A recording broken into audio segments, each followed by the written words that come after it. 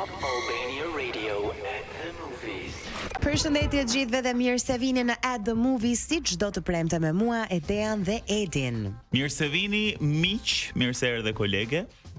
Sot ndjem një shoqe sot kjo dita me diell më ka nxjerrë në pa të anën time energjike, pozitive, të qeshurat nuk mungonin përpara se të nisnim me misionin ton. E vura re këtë që kur nuk më prezantove me emër dhe mbiemër dhe unë po filloja prandaj pata një pauzë tash. Wow, çfarë po ndodh? Mendoj e kemi arritur atë pikë që mund të mos ti shkurtojmë, të bëjmë ca abbreviations të këtyre emrave të gjatë. Ka kaluar. Jemi në At the Movies, programin tuaj të preferuar të kinematografisë, të filmave, gjithçka ndodh mbi këtë art. Sot do të flasim për dy premierat të cilat janë në Cineplex. Njërën prej tyre unë e pash. Si rrallë herë kam shkuar dhe kam parë një premier direkt sa ka dalë. Cilën pe? Black Bag. Kjo është njëra prej premierave, tjetrën do e zbulojmë pas pak. Ishte shumë i bukur, një film spionazh, por që nuk po zbuloj më tepër se do kemi kohë për të folur për ta. Po Snow White, besoj që të shkon edhe ty, pavarësisht se ti je një brune tashmë. Megjithatë je Snow White në shpirt. Nuk po gjej shtat xhuxhat e mi ku janë. I kërkoj vazhdimisht. Të duan të shtatë. Të shtatë sepse ashtu ndodh magjia. Mirë, në pjesën e dytë ne do të flasim për filmat që kanë të bëjnë me The End of Times, me fundin e botës, me apokalipsin, filma që tregojnë se si njerëzit do mund të menaxhojnë situata të ndryshme kur përballen me atë fundin e botës. Dhe mendoj që dita ditës është një tematikë që ne mendojmë akoma më shpesh, e shohim që jemi pranë ose mendojmë se jemi pranë. Mendoj se për gjithmonë njerëzit kanë menduar se janë pranë. Absolutisht. Këtij momenti, po uroj shumë, e di që ndoshta duket pak e errët kjo që do them, që deri kur të jem në pleqëri ta shoh këtë fundin, ta përjetosh domethënë. Do doja ta shikoja. Kështu mendonim deri në vitin 2012, si jam i bindur që edhe ata që po na dëgjojnë tani me njerëz sapo ti përmende filmat me fundin e botës 2012 është ai që të vjen ndërmend edhe shumë njerëz nga profecia e fisëve maja etj mendonin që do të ishte ai vit. E jetuam, po nuk pam gjë. Po më thuaj. Një teori konspirative alla Alfred Sako thuhet se ne kemi ndruar realitete, kemi shiftur, pra kemi kaluar në një tjetër realitet në 2012. Ti shkëlleja tani, po nuk po e bëj si jemi transmetim. Alfred, do të diçka tjetër. Mirë, ecim me këngët edhe kolonat zanore të filmave për të cilët do të flasim sot, por edhe të tjerë që i gjeni në Cineplex, siç është Moana 2 dhe tani vjen Get Lost. Të gjithë ju që këtë fundjavë nuk dini ç'të bëni, Cineplex sigurohet gjithmonë që të ketë zgjedhjet e duhura. Dhe kjo fundjavë, nëse do më duhet ta ndaja, pra mundohem gjithmonë të mendoj, me kë dua të rri këtë fundjavë dhe me çfarë filmi mund të shoh me këtë grupim njerëzish që dua të rri.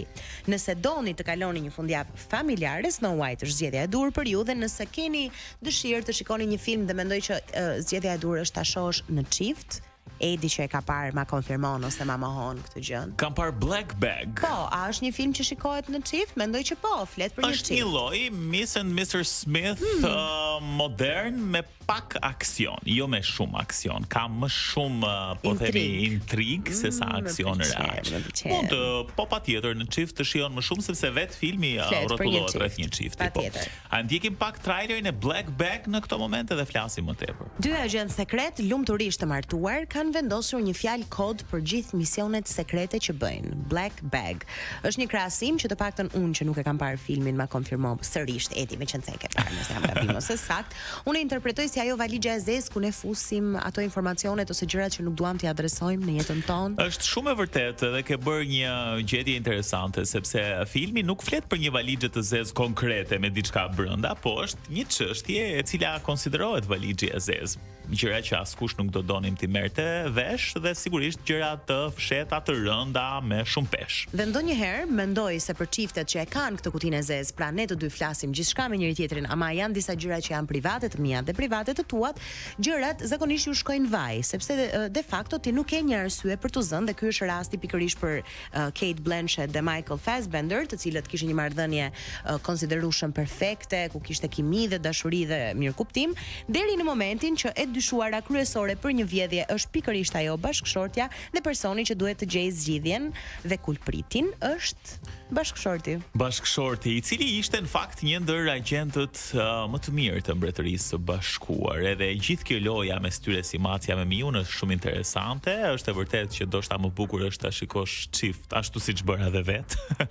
Dhe të ndihmon të kuptosh ndoshta që ndonjëherë besimi është shumë i rëndësishëm në një marrëdhënie. Pra ti edhe kur ke dyshime të forta ose çfarëdo lloj gjëje që të ndodh, asnjëherë nuk duhet humbur besimi fillestar, sepse këta të dy kishin një lloj dualiteti mes tyre që pyesni njëri tjetrit, po ti a do ishe i aftë të bëje diçka për mua, të vrisje për mua, të prish emisionin për mua e shumë gjëra të tjera, dhe këta e thonin me këmbgulje që po.